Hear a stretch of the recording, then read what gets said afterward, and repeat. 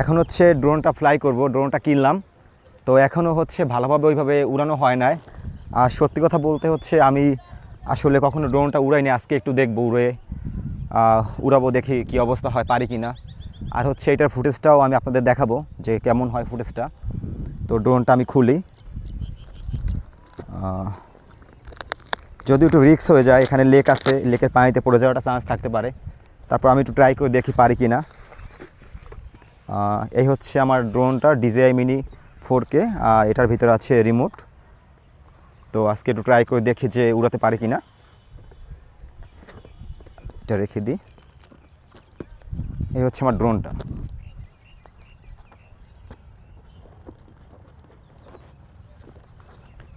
যদিও ফাঁকা আছে, এরিয়াটা একটু দেখেন ঘুরে, ফাঁকাটা এরিয়া আছে।